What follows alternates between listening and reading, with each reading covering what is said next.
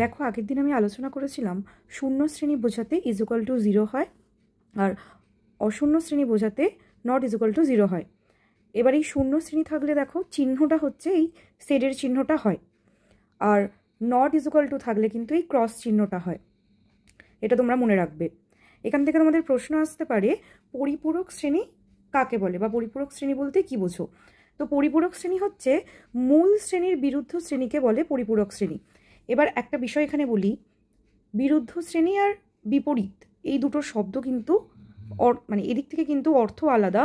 ধরো আমরা যদি বলি দিন, এই দিনের বিপরীত শব্দ হবে রাত, কিন্তু আমরা যদি বলি দিনের বিরুদ্ধ শব্দ কি হবে, তখন কিন্তু হয়ে যাবে একটা ছোট্ট হাইফেন দিয়ে দিন, তাহলে দিনের বিরুদ্ধ শব্দ হয়ে যাবে অদিন।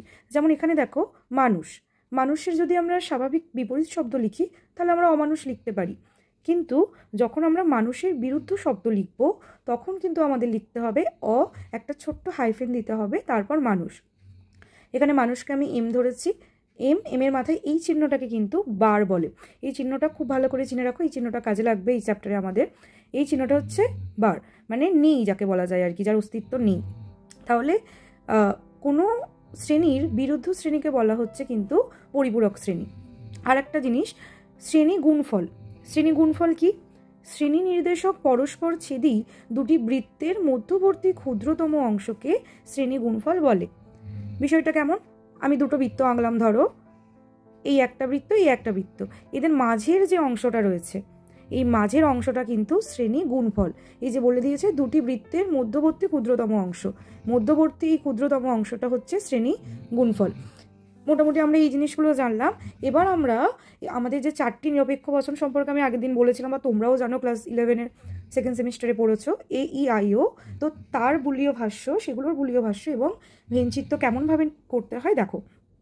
প্রথমেই দেখো আমি এগুলো করে নিয়েছি যে এ বচনের আকার কি হয়? সকল এস হয় পি। ই বচনের আকার হচ্ছে কোনো এস নয় পি। আই বচন হচ্ছে কোনো কোনো এস হয় পি। আর ও বচন হচ্ছে কোনো কোনো এস নয় পি। এই হচ্ছে আকার। তো এর বুলীয় ভাষ্য যেগুলো, সেগুলো কিন্তু তোমাদের একেবারে মুখস্থ করে নিতে হবে বা মনে রাখতে হবে, মানে এটা ছাড়া এর আর কোনো উপায় নেই। মানে তোমরা এটা যদি ভুলে যাও তাহলে কিন্তু খুব মুশকিল। যেমন আমি লিখে রেখেছি, দেখো তোমরাও লিখে নাও, S P bar is equal to 0। এটা হচ্ছে এ বচনের বুলীয় ভাষ্য। ই বচনের বুলীয় ভাষ্য হচ্ছে S P is equal to 0। I বচনের বুলীয় ভাষ্য হচ্ছে S P not is equal to 0। O বচনের হচ্ছে S P bar not is equal to 0। এই হলো 4টি বচনের বুলীয় ভাষ্যের রূপ। এটা কিন্তু তোমাদের মনে রাখতে হবে।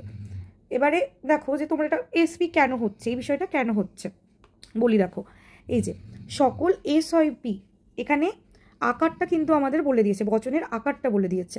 তাহলে এস একটা শ্রেণী, পি একটা শ্রেণী। আমরা এভাবে বলবো যে এস পি বার এমন শ্রেণী যার অস্তিত্ব নেই, কারণ আমরা জানি ইজ ইকুয়াল টু 0 মানে কিন্তু যার অস্তিত্ব নেই। তাহলে এসপি বার এমন শ্রেণী যার কিন্তু অস্তিত্ব নেই। এবার এটা দেখো, ই বচন কোনো এস নয় P, S P is equal to 0। S P এমন শ্রেণী যার অস্তিত্ব নেই।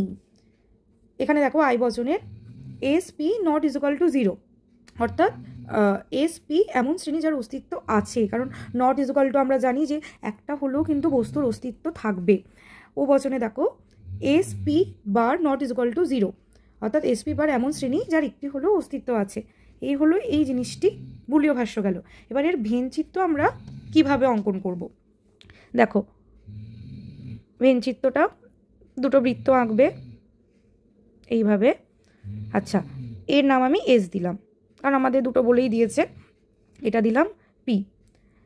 এই ঘরটা হচ্ছে এস এর ঘর, এই ঘরটা, আর এটা হচ্ছে পি এর ঘর। এবারে দেখো এই মাঝখানের অংশটা এসও কিছুটা অংশ দখল করে আছে, আবার পিও কিছুটা অংশ দখল করে আছে।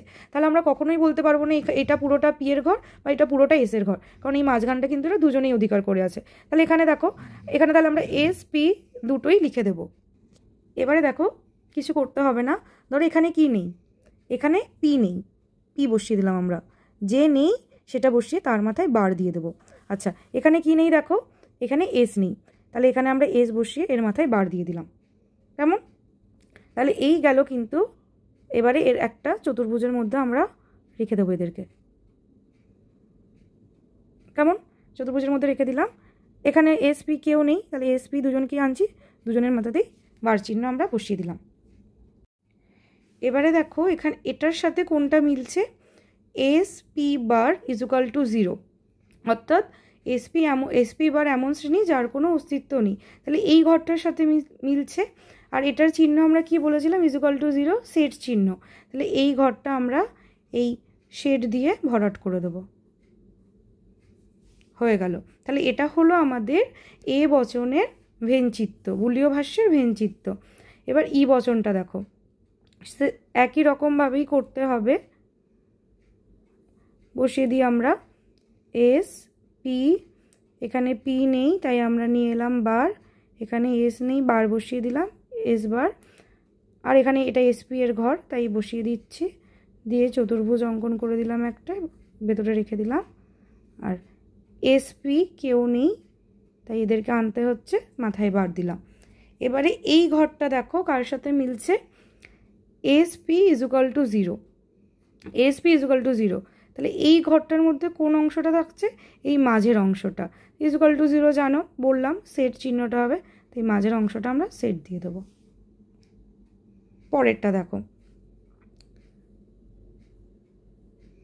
দুটো বৃত্ত করলাম,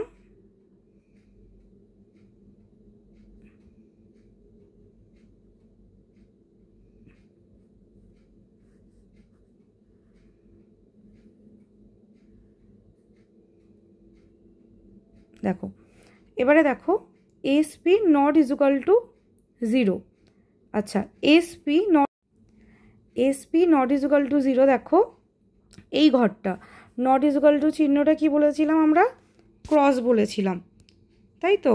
তাহলে আমরা এই ক্রস চিহ্নটা কিন্তু এখানে দিয়ে দেব, একটাই ক্রস আমরা দেব। এবার আই বচনটা দেখো,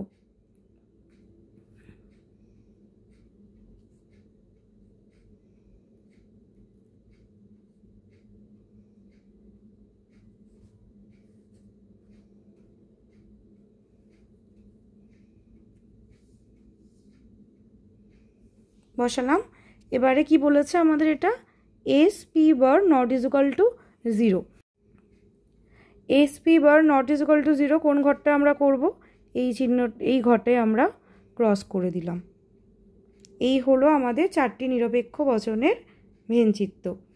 এই বিষয়ে পরপর ক্লাস তোমাদের দেওয়া হবে। পরবর্তী কোন বিষয়ে তোমরা ভিডিও দেখতে চাও কমেন্ট করে জানিও। ভিডিওটি ভালো লাগলে লাইক কমেন্ট শেয়ার করে দিও।